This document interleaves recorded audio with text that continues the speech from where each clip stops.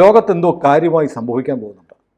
American president Trump എത്രയും പെട്ടെന്ന് ഇങ്ങോട്ട് വരൂ എന്ന് പറഞ്ഞ് നെതന്യാഹുവിനെ ഇസ്രായേൽ പ്രധാനമന്ത്രിയെ അമേരിക്കയിലേക്ക് വിളിച്ചു വരുത്തിയിരിക്കുന്നു. ഇന്നലെ രാത്രി, ഞായറാഴ്ച രാത്രി, നെതന്യാഹു വാഷിങ്ടണിലെത്തി.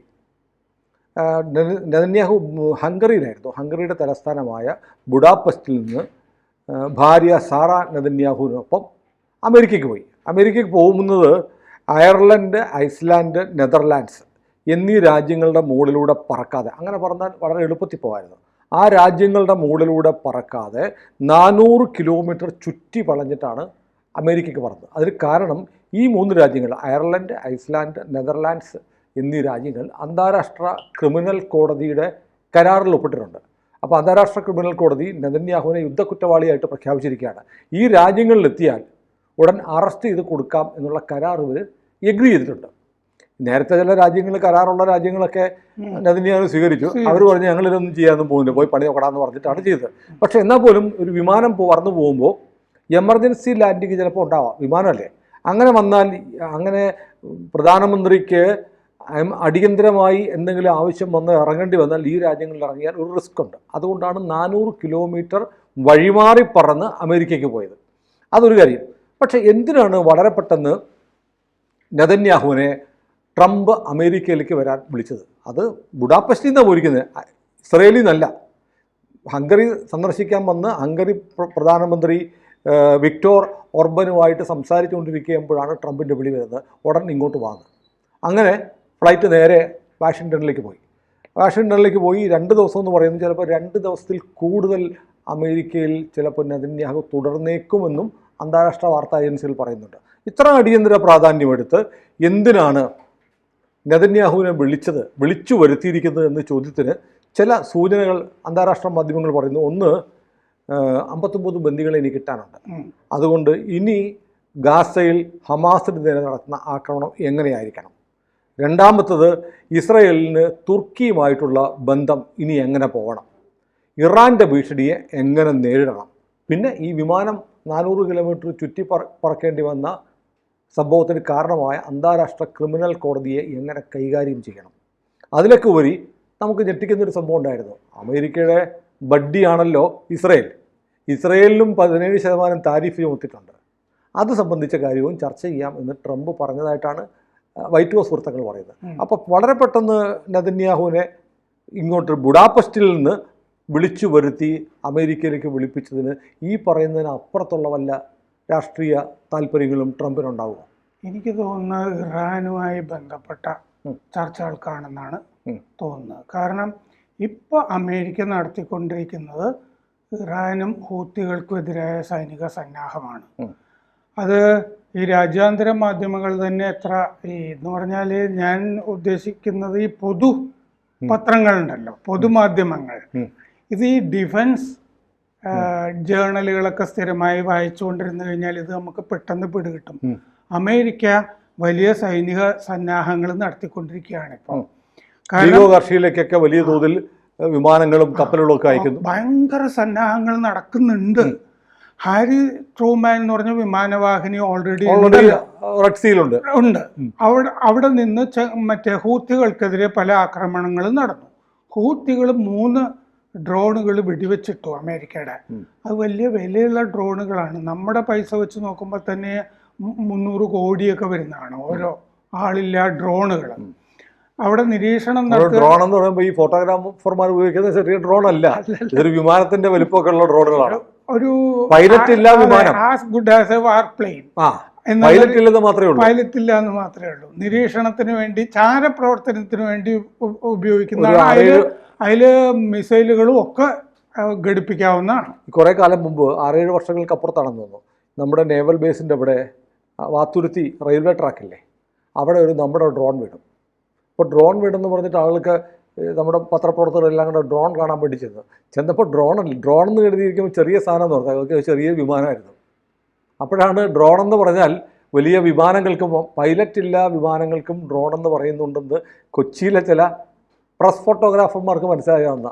ഡ്രോൺ കാണാൻ പോയപ്പോഴത്തേക്ക് ഡ്രോൺ അല്ല, ഒരു വിമാനം, ഒരു സ്രാവ് കിടക്കുന്ന പോലെ ഒരു വിമാനം ട്രാക്കിൽ കിടക്കും. അതെ, ഈ തുർക്കിയുടെ ബേറാക്ടർ ഡ്രോൺ, പിന്നെ നമ്മൾ തന്നെ ഇപ്പോൾ വികസിപ്പിച്ചിരിക്കുന്ന ഡ്രോൺ നമ്മളും വിൽക്കുന്നുണ്ടല്ലോ. ഇതൊക്കെ വലിയ വിമാനങ്ങൾ തന്നെയാണത്. വലിയ മിസൈലുകളൊക്കെ വഹിച്ച് കൊണ്ടുപോയി ബോംബൊക്കെ കൊണ്ടുപോയി ഇടുന്നതാണ് ഈ ഡ്രോൺ ഉപയോഗിക്കുന്നത്. അപ്പോൾ കാൾ വിൽസൺ എന്ന് പറഞ്ഞ വിമാനവാഹിനിയും കൂടി ഇൻഡോ പസഫിക്കിൽ നിന്ന് പിൻവലിച്ചിട്ട് ഇപ്പോൾ ഗൾഫ് മേഖലയിലേക്ക് അത് യാത്ര ചെയ്ത് കൊണ്ടിരിക്കുകയാണ് നമ്മളിത് ചർച്ച ചെയ്യുമ്പോൾ. ആ നടപടിയും കൂടി എടുത്തിട്ടുണ്ട്. ഡിഗോ ഗാർഷ്യയിലെ 6 ബോംബറുകൾ ഇപ്പോൾ താവളത്തിലേക്ക് എത്തിയിട്ടുണ്ട്. ബോംബറുകളാണല്ലോ വലിയ പൗണ്ട് ബോംബുകളൊക്കെ കൊണ്ടുപോയി ഇടുന്നത്. അപ്പോൾ ഇറാനിലെ മറ്റേ ഫോർദോ നദാൻസ് എന്ന് പറഞ്ഞിട്ടുള്ള ആണവ നിലയങ്ങൾ ഏത് നിമിഷവും ആക്രമിക്കാവുന്ന അവസ്ഥയിലാണ്. അത് ലൊക്കേറ്റ് ചെയ്യണമായിരുന്നു. ഒന്ന് ഭൂഗർഭത്തിലും മറ്റേത് മലയുടെ ഇടയ്ക്കുമൊക്കെ ആയിരുന്നുകൊണ്ട്. അപ്പോൾ ഈ ബന്ദികളുടെ കാര്യത്തിൽ ഈ ബന്ദികളെ ഒന്നിച്ച് വിട്ട് കിട്ടണം എന്നുള്ളതായിരുന്നല്ലോ ആവശ്യം. അതൊന്നും ഏതായാലും ആ ഭാഗത്തു നിന്ന് ഉണ്ടാവുന്നില്ല. നേരത്തെ സുനിൽ പറഞ്ഞ തുർക്കി, ഈജിപ്ത് അവരൊക്കെ ഈ ബന്ദികളുടെ കാര്യത്തിൽ ഹമാസിനെയൊക്കെ ഒരു അമാന്തത്തിലും ഒക്കെ പിടിച്ചിടുന്നതായിട്ട് വളരെ വ്യക്തമാണ്.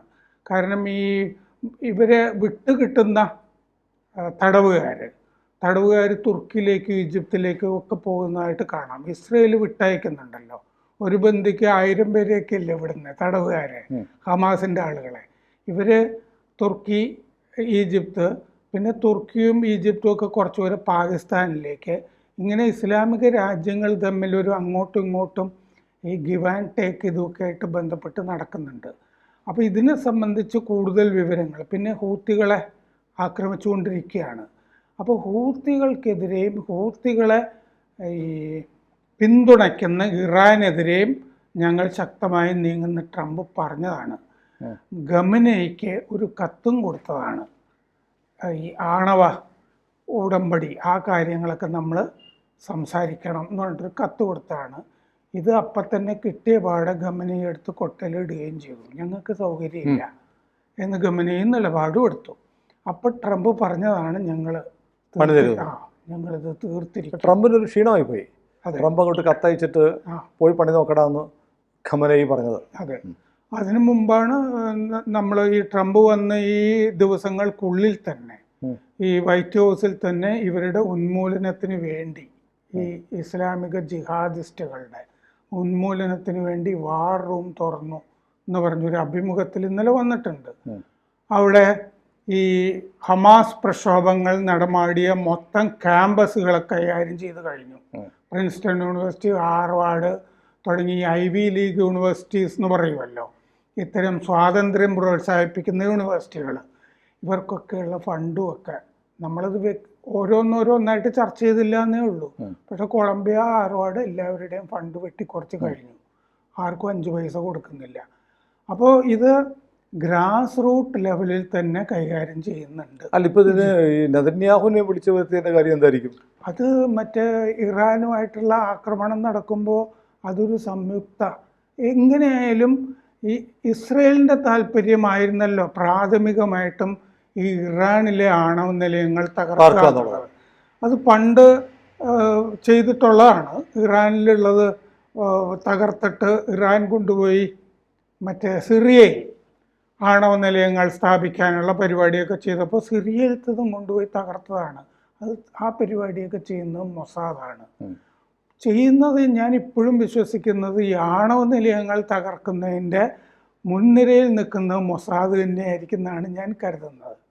പക്ഷേ അവർ ചെയ്യുമ്പോൾ അതിനുള്ള എല്ലാ സഹായവും ഈ ഇറാഖിലെ താവളങ്ങളുണ്ടല്ലോ, അമേരിക്കൻ വ്യോമ താവളങ്ങൾ, ഇറാഖിൻ്റെ വ്യോമ മേഖലയൊക്കെ അമേരിക്കയുടെ കയ്യിലാണ്. ആ താവളങ്ങളിൽ നിന്നൊക്കെ ഉള്ള വിമാനങ്ങളൊക്കെ ഇതിനാവശ്യമായിട്ട് വരും. അതിൻ്റെ ഓപ്പറേഷൻ ആസൂത്രണം ചെയ്യാനാണ് എന്നാണ് ഞാൻ കരുതുന്നത്. ഏതായാലും 2 ദിവസത്തേക്ക് വിളിക്കുന്നു, ചിലപ്പോൾ 2 ദിവസത്തിനപ്പുറത്തേക്ക് അത് നീണ്ടു നിന്നേക്കാം എന്ന് പറയുന്നു. അതിൻ്റെ ഫോട്ടോസൊക്കെ വന്നിട്ടുണ്ട്. നെതന്യാഹുവും സാറയും കൂടെ എയർപോർട്ടിൽ ഇറങ്ങുന്നു, ചുവന്ന പരവതാനി വിരിച്ച് സ്വീകരിക്കുന്നു. അതിൻ്റെ ചിത്രങ്ങളൊക്കെ വന്നിട്ടുണ്ട്. വളരെ പെട്ടെന്ന് വേറൊരു വിദേശ രാജ്യത്ത് സന്ദർശനം നടത്തുന്നതിനിടയ്ക്കാണ് അവിടുന്ന് വരാൻ പറയുന്നത്. ഇതിൻ്റെ ഈ നൈസ്റ്റീസ് എന്ന് പറയുന്നത് സൂക്ഷ്മമായ കാര്യങ്ങളൊക്കെ നേരിട്ട് ചർച്ച ചെയ്താലേ നടക്കുള്ളൂ. മറ്റേ താരിഫിന്റെ കാര്യത്തിൽ അങ്ങനെ പോലും വേണ്ട. ഒരു ട്രേഡ് റെപ്രസെൻറ്റേറ്റീവ് ഉണ്ടല്ലോ മിഡിൽ ഈസ്റ്റിലേക്ക് ആരും, അങ്ങനെ ഒരാളെ അയച്ചിട്ട് ചെയ്യേണ്ട കാര്യമുള്ളൂ. പക്ഷേ ഇതിൻ്റെ അകത്ത് നമ്മൾ ശ്രദ്ധിക്കേണ്ടത് എന്താണെന്ന് വെച്ചാൽ, താരിഫ് പ്രഖ്യാപിച്ചപ്പോൾ ഓസ്ട്രേലിയയുടെ ചില ദ്വീപുകളിലേക്കും കൂടി താരിഫ് ബാധകമാക്കിയിട്ടുണ്ട്. അതെന്താന്ന് വെച്ച് കഴിഞ്ഞാൽ, പെൻഗ്വിനുകൾ മാത്രം വസിക്കുന്ന ഒരു ദ്വീപിനും കൂടി ഒരു കയറ്റുമതി ചെയ്യാനാ. അതെ, അങ്ങനെ 2 ദ്വീപുകൾക്ക് ഓസ്ട്രേലിയയുടെ കയ്യിലുള്ള ഡെസ്മണ്ട് ദ്വീപ് എന്നൊക്കെ പറഞ്ഞിട്ട് ഉള്ള ദ്വീപുകൾ പെൻഗ്വിനുകൾ മാത്രമേ, പെൻഗ്വിന്റെ മുട്ട മാത്രമേ ഉള്ളൂ. കയറ്റി അയക്കാനോ ഇറക്കുമതി ചെയ്യാനോ മനുഷ്യര് പോലും ഇല്ല, കയറ്റി അയക്കാനും ഒക്കെ. പക്ഷെ കയറ്റി അയച്ചതായിട്ടും ഒക്കെ രേഖകളും കാണുന്നുണ്ട് ഇതിനു മുമ്പും ഒക്കെ. അല്ല, നമ്മുടെ കാര്യം തന്നെ നമുക്ക് 26% എന്ന് പറഞ്ഞിട്ട് വന്നപ്പോൾ 27% ആയിരുന്നു. അത് വീണ്ടും പഴയതിലേക്ക് കൊണ്ടുപോയി, 26ലേക്ക് കൊണ്ടുപോയി. പക്ഷെ നമ്മളതിൽ നോക്കണം, നമ്മളതിൽ പരിഗണിച്ചിട്ടുണ്ട്. നമ്മൾ ആദ്യമൊക്കെ ഈ ചർച്ചകളിൽ വന്നിരുന്നത്, നമുക്ക് 26% ചുമത്തുമ്പോൾ അമേരിക്കൻ കമ്പനികളുടെ കച്ചവടം മുഴുവൻ വിയറ്റ്നാം, ഇന്തോനേഷ്യ, മലേഷ്യ തുടങ്ങിയ രാജ്യങ്ങൾക്ക് പോകും എന്നുള്ള തോന്നൽ വന്നിരുന്നു. ഇപ്പം പ്രഖ്യാപിച്ചപ്പോൾ നമ്മൾ നോക്കണം, ആ 3 രാജ്യങ്ങൾക്ക് നമ്മളെക്കാൾ കൂടുതലാണ്, 34%ഒക്കെയാണ്. അങ്ങോട്ട് പോയിട്ട് കാര്യമില്ല, പോകുന്ന കാര്യമില്ല. ഇന്ത്യക്ക് അതിൻ്റെ അകത്ത് വലിയ കുഴപ്പമില്ല. ഇങ്ങനെ നിലവിൽ മറ്റ് രാജ്യങ്ങൾക്ക് അമേരിക്കയുടെ ഇത് അങ്ങോട്ട് വിയറ്റ്നാം തുടങ്ങിയ രാജ്യങ്ങളിലേക്ക് പോകുമെന്നുള്ളത് പോകാതിരിക്കുമ്പോൾ ഇന്ത്യക്ക് സത്യത്തിൽ ഗുണമാണ്, വലിയ ഗുണമാണ് ഇന്ത്യക്ക് വരാൻ. ആ തരത്തിൽ ആരും ഇവിടെ പറഞ്ഞിട്ടില്ല. അതാണ്, ട്രംപ് മോദിയെ ദ്രോഹിക്കുകയല്ല, മോദിയെ നന്നായി സഹായിച്ചിട്ടുണ്ട്, ഗംഭീരമായിട്ട് സഹായിച്ചിട്ടുണ്ട്. നമുക്ക് 26 ഉള്ളൂ, ബാക്കി മുഴുവൻ 32ന്റെ മുകളിലാണ് ഈ 3 രാജ്യങ്ങൾ. പാകിസ്ഥാൻ എല്ലാവർക്കും ചുമത്തിയിട്ടുണ്ട്, ഇത് ആരെയും വിട്ടിട്ടൊന്നുമില്ല. പിന്നെ ഇതുകൊണ്ട് ഇന്നിപ്പോൾ വിപണി ഗംഭീരമായിട്ട് തകർന്നിട്ടുണ്ട്. നമ്മുടെ വിപണി തന്നെ 3000 പോയിന്റ് തകർന്നിട്ടുണ്ട്. കോവിഡ് കാലം പോലെ കുറച്ച് ദിവസങ്ങളായിട്ട് തകർന്നുണ്ട്. കോവിഡ് കാലം പോലെ 1900 ഇപ്പൊ പേടിപ്പിക്കുന്നുണ്ട് മറ്റേ ഡീപ് സ്റ്റേറ്റ്, ലോകം മുഴുവൻ തകരുകയാണ് എന്നുള്ള ഭീഷണി. 1987 പോലെയാണ് ആളുകളൊക്കെ പേടിപ്പിക്കുന്നുണ്ട്. ഇതങ്ങനെയൊന്നും നീണ്ടു നിൽക്കാനുള്ള സാധ്യത കാണുന്നില്ല. ഇപ്പൊ ഇന്ത്യക്കും ഗുണമാണ്, എല്ലാ രാജ്യങ്ങൾക്കും കൊണ്ട് ചൈന തിരിച്ച് എതിർ താരിഫൊക്കെ ചുമത്തിയിട്ടുണ്ടല്ലോ, ഓരോ രാജ്യങ്ങൾക്കും ചെയ്യാം. നമുക്ക് എന്തായാലും ഇതുകൊണ്ട് വലിയ ഗുണമാണ് ഇന്ത്യ എന്നുള്ളതിലേക്ക്, അത് നമ്മൾ നോക്കിയാൽ മതി. ഏതായാലും നെതന്യാഹു ട്രംപ് മീറ്റിങ്ങിന്റെ ഫലം ഉടനെ തന്നെ അറിയാൻ പറ്റും. അതെ, അത് അറിയാൻ പറ്റും. അത് ആ ഗൾഫ് മേഖലയിൽ ഒരു പോര് വരുന്നു എന്ന് തന്നെ, എന്തോ വലുതായി സംഭവിക്കാൻ പോകുന്നു, വലുതായിട്ട് സംഭവിക്കാൻ പോകുന്നുണ്ട്. അത് സന്നാഹം നടക്കുന്നുണ്ട്. അതെ അതെ, ആ മേഖലയിൽ 2 വിമാനവാഹിനിയായി അത്യാവശ്യത്തിന് ഈ ഓപ്പറേഷനൊക്കെ ധാരാളമാണ്. ആ വിമാനവാഹിനികളുടെ വിമാനവും ഇറാഖിലെ വ്യോമത്താവളങ്ങളിൽ നിന്നുള്ള വിമാനങ്ങളും പിന്നെ മറ്റേ ബോംബർ വിമാനങ്ങൾ 6 ഡിഗോ ഗാർഷ്യയിൽ പോയില്ലേ, ആ ബോംബർ വിമാനങ്ങൾ എന്തിനാണ്? ഈ ഭൂഗർഭ കേന്ദ്രങ്ങളും മലയിലെ കേന്ദ്രങ്ങളും ഒക്കെ തകർക്കാൻ വേണ്ടിയുള്ള വലിയ ബോംബുകൾ ഉപയോഗിക്കാൻ വേണ്ടി തന്നെയാണത്.